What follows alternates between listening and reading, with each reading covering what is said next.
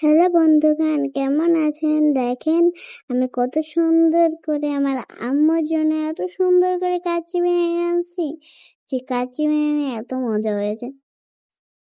তবে আমি এখন পেঁয়াজগুলো ভেজে নিব। পেঁয়াজগুলো ভালো করে পোড়া পোড়া করে ভেজে নেবেন। তাহলে অনেক ভালো হবে। কিছুক্ষণ রেখে দিয়ে আবার আমি দেখলাম খিচুড়ির দিক। এখন খিচুড়িটা তো বেট করতে হবে, পেঁয়াজগুলো দেখতে হবে। পেঁয়াজগুলো আমি সুন্দর করে আবার দেখে নিলাম। পেঁয়াজগুলো একটু কালার মধ্যে ভাজা হয়ে যাবে। তবে তবে তারপরে তার আম্মু এসে গেছে এবং কি সে চুপ হয়ে গেছে। ঠিক আছে, তো যাই হোক, বিসমিল্লাহির রহমানির রহিম। আসসালামু আলাইকুম। সবাই কেমন আছেন বন্ধুরা? আমার মেয়ে বয়স দিচ্ছিল, আমি ভিডিওটা রেখে একটু চলে গেছিলাম অন্য সাইডে। তো এই সুযোগে আমার মেয়ে একটু বয়স দিল, আমার কাছে বেশ ভালোই লাগলো। মনে হলো যে আমার মেয়ে আমার চেয়ে ভালো বলতে পারে, এর জন্য আর ক্লিপটা ডিলিট দিলাম না। আপনারা আশা করি শুনবেন, ভালো লাগবে। তো যাই হোক, আজকে আমি আপনাদের তৈরি করে দেখাবো কাচ্চি বিরিয়ানি। আর সেটা যদি হয় চিকেন দিয়ে, তাহলে তো কথাই নেই। আপনারা তো সবসময় বিফ দিয়ে খান বা মাটন দিয়ে খান, কিন্তু আজকে আপনাদের চিকেন দিয়ে আমি দেখাবো। আসলে এটার স্বাদ সত্যি বলার না, যদি একবার বাসায় ট্রাই করে দেখেন খেয়ে, তাহলেই বুঝতে পারবেন যেটা কতটা সুস্বাদু ছিল। এটা আপনার মাটন বিফ সবকিছুকে হার মানাবে, এর স্বাদ এতটাই মজাদার ছিল। তো যাই হোক, আমার মেয়ের বিরিয়ানি এমনিতেই খুব পছন্দ, আর সেটা যদি হয় কাচ্চি বিরিয়ানি তাহলে তো কথাই নেই, কারণ তাহলে সে আর কিছুই বোঝে না। কাচ্চির সাথে সে একদম মনে করেন নিমিশেই সবকিছু ভুলে যায়। তো যাই হোক, আজকের ভিডিওটি খুবই সুন্দর হতে যাচ্ছে, না টেনে সম্পূর্ণ ভিডিওটি দেখুন। আর যে যেখান থেকে আমাদের ভিডিওটি দেখছেন, সবাই আমাদের চ্যানেলটি সাবস্ক্রাইব করে দিবেন, যারা ইউটিউব থেকে দেখছেন। আর যারা ফেসবুক থেকে দেখছেন, সবাই আমার পেজটি ফলো করে দিবেন। এটা কিন্তু আপনাদের কাছে রিকোয়েস্ট থাকলো। আর ভিডিওটি যদি একটু ভালো লেগে থাকে, তাহলে অবশ্যই অবশ্যই অবশ্যই ভিডিওতে লাইক কমেন্ট শেয়ার করে দিবেন। আর আমার মেয়ের কথাগুলো বা ভয়েসটা কিরকম লেগেছে সেটাও কমেন্ট করে জানাতে কিন্তু ভুলবেন না। যদি ভালো হয়, নেক্সট টাইম আমার মেয়েকে দিয়ে ভয়েস দেওয়া চিন্তা করছি। আপনারা সবাই সবসময় সবার জন্য দোয়া করবেন, কারণ আপনি যদি অন্য কারোর জন্য দোয়া করেন, তাহলে আল্লাহ সে দোয়াটা আপনার জন্য কবুল করে নেয়। তো আমাদের ফ্যামিলিতে আমরা মনে করেন অনেক ভাই বোন, ঠিক আছে। তো ভাই বোনের সাথে সম্পর্ক মোটামুটি ভালো, একদম খারাপ না, একদম ভালো না। কিন্তু সবচেয়ে দেখা গেছে আমি একটু সমস্যার ভিতরে আছি। আলহামদুলিল্লাহ, সবাইকে আল্লাহ অনেক বেশি ভালো রাখছে। কিন্তু দুঃখজনক বিষয় কি জানেন, তাদের থেকে আমি কখনো ওইভাবে কোনো সাপোর্ট পাই না। তো মাঝে মাঝে চিন্তা করি, মানুষ ভাই বোনের জন্য, যাদের ভাই বোন নেই, তারা অনেক বেশি আশা করে, আকাঙ্ক্ষা করে। কিন্তু আমার না ভাই, এরকম কোনো আশাই নেই। আমার মনে হয় কি, ভাই বোন যদি ভাই বোনের মতো না হয়, ঠিক আছে, তাহলে তারা থাকার চেয়ে না থাকাই মনে হয় বেটার। আমার মাঝে মাঝে মনে হয় যে তারা যদি আমার ফ্যামিলিতে না হইতো, বা আমি যদি তাদের ফ্যামিলিতে না হইতাম, তাহলে মনে হয় বেটার ছিল। কারণ একটা ফ্যামিলিতে দেখবেন, যখন সবাই ভালো থাকে আর একটা ভাই বোনের ভিতরে একটা কেউ অসহায় থাকে, তখন যদি তার পাশে কেউ না থাকে, তখন কিন্তু তার অবশ্যই অনেক বেশি কষ্ট লাগবে, খারাপ লাগবে, এটাই স্বাভাবিক।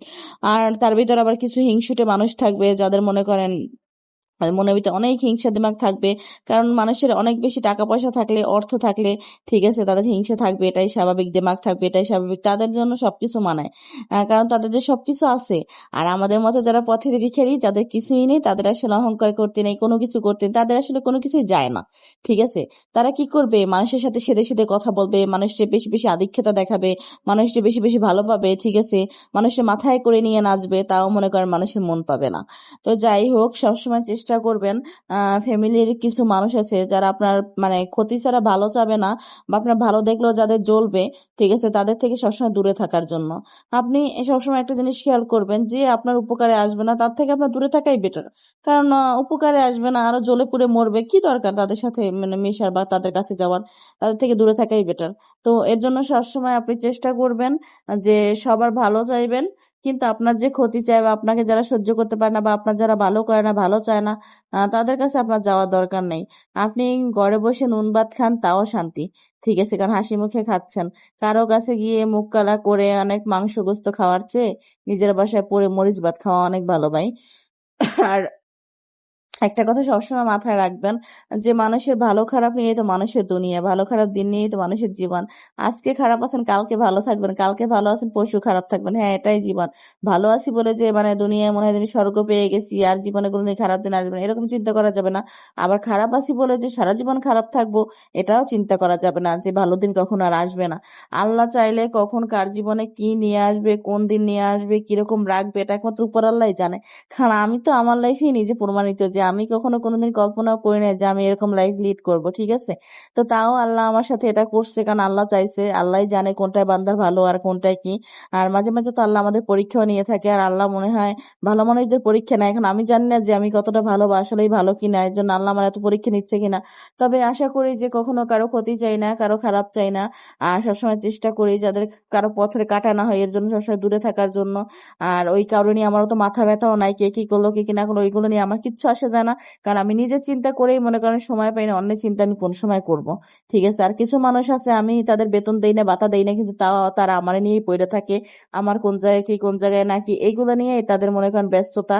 এই চাকরি তারা সবসময় করে, ঠিক আছে। আলহামদুলিল্লাহ এই লোকগুলো সবসময় এভাবেই থাকুক। আল্লাহ জানি না কখনো এদের হেদায়েত দিবে কিনা, কখনো যদি দেয় তাহলে আলহামদুলিল্লাহ। আর সবাই আপনারা আমার বাচ্চাটার জন্য দোয়া করবেন, বাচ্চাটাকে যদি ভালোভাবে মানুষ করতে পারি, মানুষের মতো মানুষ করতে পারি, অন্তত পক্ষে এই একটা মানুষ যদি আমার হয়ে থাকে, একটা মানুষ যদি